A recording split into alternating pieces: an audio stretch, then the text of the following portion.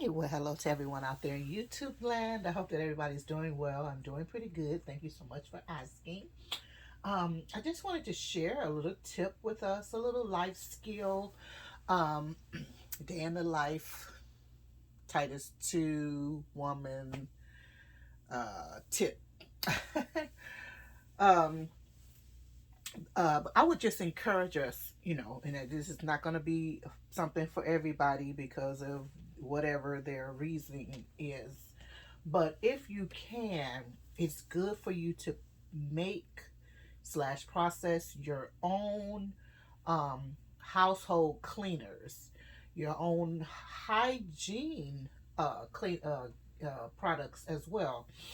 Um, but definitely like your uh, household cleaners, especially when you have young children around, young children that you're training to keep their rooms clean, how to tidy up the kitchen, how to keep the home clean and the bathroom.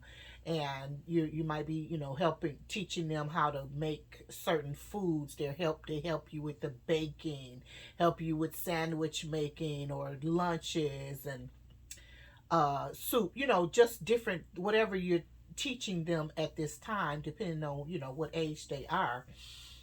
But you can also teach them how to make those cleaners, but also because they're utilizing these things, you want them to always be utilizing something safe that if perhaps it got on their skin, they won't be irritated by it. If for they inhaled it, they won't be sick, become sick, or prayerfully they would never eat or drink it.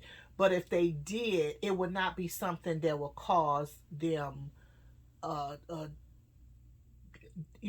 a terminal or fatal. It won't be fatal. It might give them a tummy ache or something if they had, drank some vinegar or some baking soda, or something like that.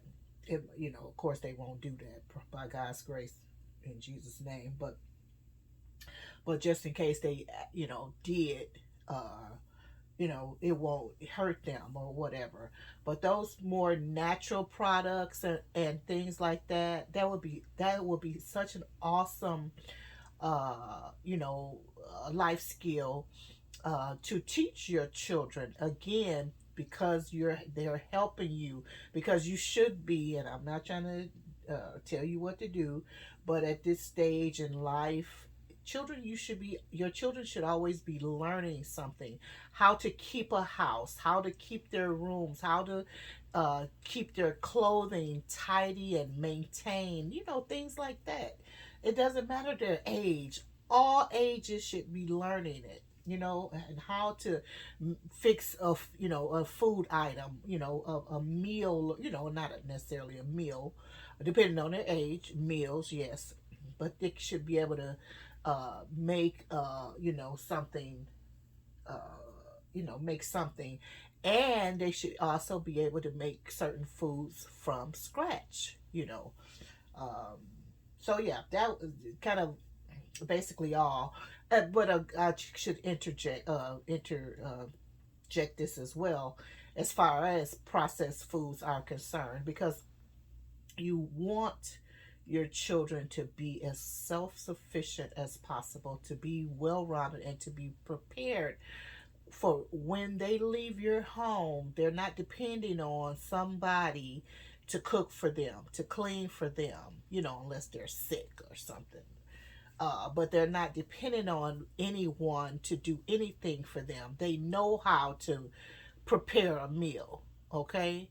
Soups, sandwiches, if they want to make pizza, if they want to make dough, if they want to make bread, whatever that they feel like eating, especially if they were away at college or university and they're in another state, and then they missed mama's apple pie, or they miss your greens or your whatever it is, but then they know how to make it themselves. They're not always running to, they're not starving.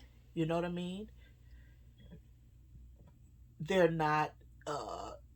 in takeout lines and things of that nature, spending all of their money in in eateries. They're eating at home, okay, which is much more economical, much more healthier, and you have many leftovers. I mean, making a pot of soup or whatever, a chicken, a whole roasting a whole chicken. You know what I mean?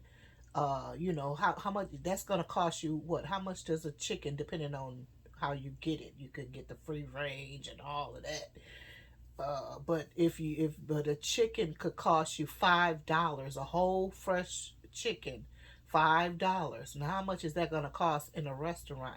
And then with that chicken, you can make so many meals from that. I mean, you can make a chicken salad, chicken sandwiches, pastas, soups again, just having it on the side with well, not on the side, but with sides, and it's just so many things. So anyway, that's all. Let me get off of here. I just thought about it, and I said, it's really important that we, live this back to basic lifestyle, and we also provide life skills for our children or whoever you're taking care of, and for yourself. And if there's something you don't know, because all of us didn't grow up in a home where we were taught these different things, these homesteading skills or homemaking skills. Everybody didn't. You didn't do it. You didn't learn it,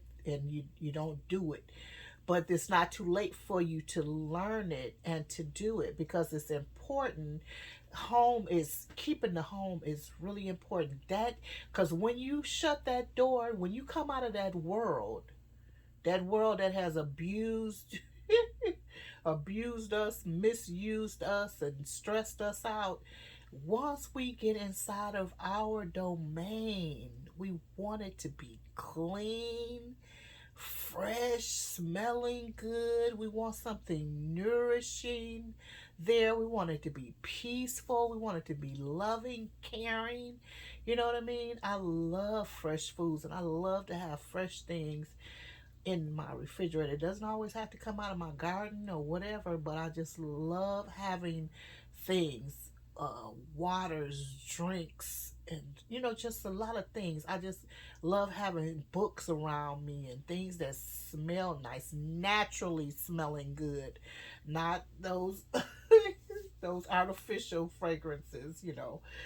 But I like a nice fragrance, in the home, and just nice and clean smelling or whatever. So anyway, that's just really important that we have a home, that, and then for, especially for our children and for ourselves, because and our spouses, because it brings us peace of mind, and healthy mental health.